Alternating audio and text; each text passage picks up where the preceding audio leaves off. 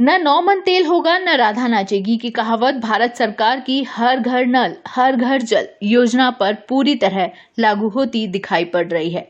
भारत सरकार ने यह योजना वर्ष 2019 के अपने बजट में घोषित की थी। इसमें लक्ष्य 2024 तक देश के ग्रामीण क्षेत्रों में हर घर तक पानी पहुंचाने का रखा गया है। यह योजना केंद्र और राज्यों की 50-50% आर्थिक भागीदारी पर आधारित है और यही आधार इस योजना की कामयाबी की सबसे बड़ी बाधा है।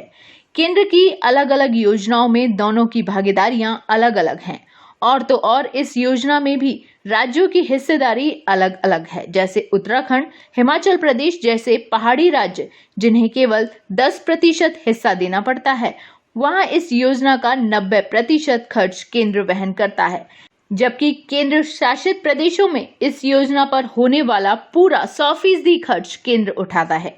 देश के अन्य सभी राज्य तीसरी श्रेणी में आते हैं, जिन्हें आधी हिस्सेदारी देनी होती है, बचा आधा ही केंद्र देता है।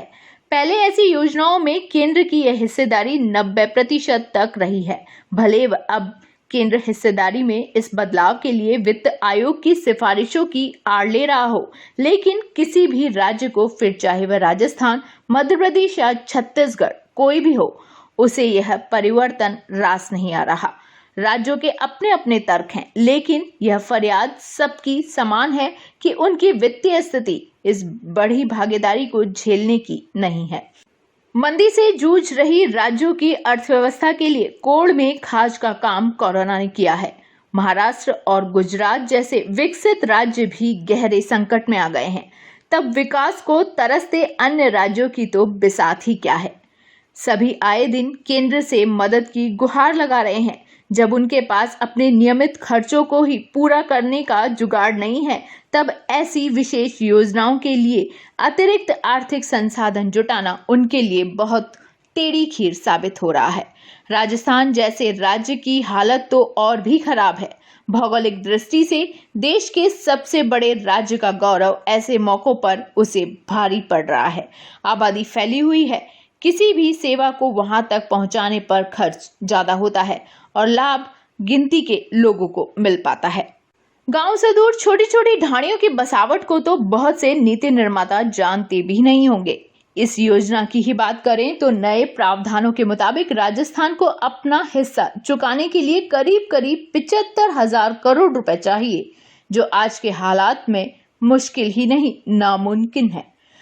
सरकार की पहली प्राथमिकता कोरोना और उससे उपजी सामाजिक जरूरतों से पार पाना है।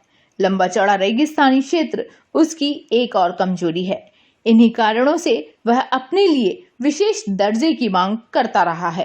देश के कद्दावर राजनेताओं में शुमार भैरव सिंह शेखावत जब राज्य विधानसभा में विपक्ष के नेता थे, तब हर बजट भाषण में सरकारी संसाधनों को बढ़ाने के लिए इन्हीं दोनों आधारों पर केंद्र की कांग्रेस सरकारों से राजस्थान के लिए विशेष दर्जे की मांग करते थे। कांग्रेस सरकारों का रवैया भी उनसे अलग नहीं था। वे भी उनके सुर में सुर मिलाती थी, पहाड़ों की तुलना रेगिस्तान से करती थी। संभवतः एक दो मौके तो ऐसे भी आए जब इसके लिए विधानसभा से सर्वसम्मत प्रस्ताव पास हुए, लेकिन नतीजा शून्य ही रहा। ऐसी योजनाएं फिर यह विचारने का अवसर देती हैं कि यदि पहाड़ किसी राज्य की विषम भौगोलिक परिस्थिति है, तो रेगिस्तान भी वैसी ही परिस्थिति है।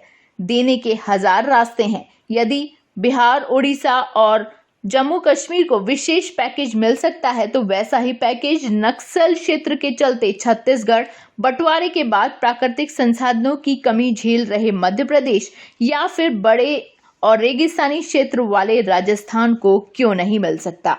सवाल एक योजना का नहीं, अनेक योजनाओं का है। वे बने भी और उसी योजना से लागू भी हों। इसके लिए संसाधनों का पूरा इंतजाम जरूरी है, फिर चाहे वह इंतजाम केंद्र करे, राज्य करे या संघीय ढांचे में दोनों मिलकर करे। अन्यथा योजनाएं कागजों में बनेंगी और वहीं दम तोड़ देंगी।